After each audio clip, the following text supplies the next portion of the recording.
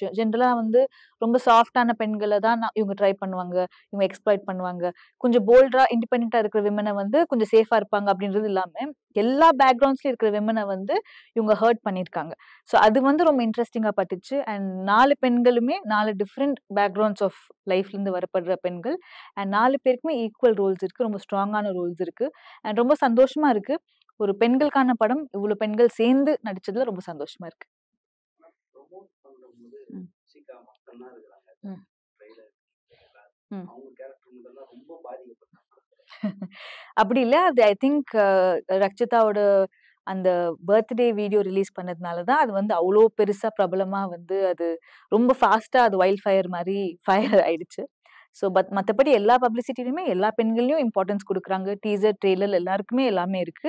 இதுல ஒருத்தங்களுக்கு மட்டும் தான் அதிகமா பாதிக்கப்பட்டிருக்கா இல்ல அப்படின்லாம் இல்ல. 4 பெண்களுக்குமே கண்டிப்பா ஈக்குவலான ரோல்ஸ் இருக்கு. அண்ட் ரொம்ப ஈக்குவலான ஸ்கிரீன் டைமும் இருக்கு.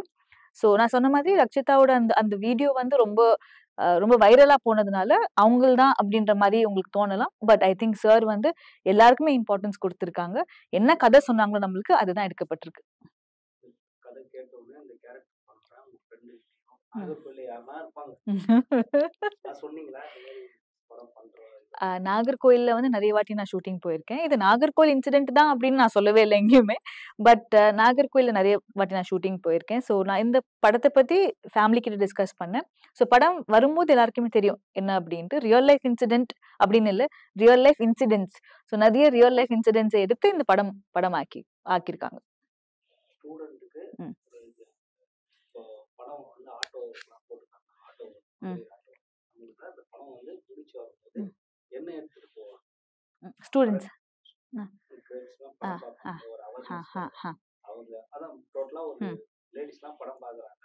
எடுத்துட்டு ம். வழக்கமா இப்போ பெண்கள் பாதுகாப்பா இருக்கணும் அப்படின்னு போவாங்களா? தாண்டி இந்த படம் வந்து ஒரு கம்ப்ளீட் பேக்கேஜ்ன்னு சொல்லலாம். அண்ட் எப்பவுமே நீங்க வந்து செலிபிரிட்டி ஷோ கேள்விப்பட்டிருப்பீங்க, பிரஸ் ஷோ கேள்விப்பட்டிருப்பீங்க.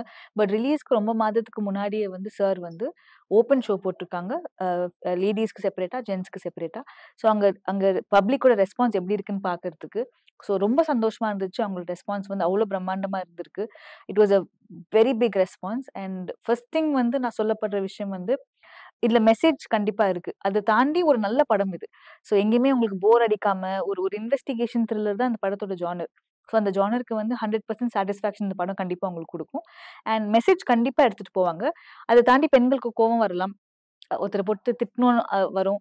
அ ஒரு அவேர்னஸ் இருக்கும். ஸோ ஒவ்வொரு பெண்கள் கண்டிப்பா வேற வேற டேக் அவே அவங்களுக்கு இருக்கும். பட் கண்டிப்பா ஒரு படமா பார்த்தீங்கன்னா, ஒரு கண்டிப்பா என்ஜாய் பண்ற படம் தான். குடும்பத்தோட பார்க்குற படம் தான் இது.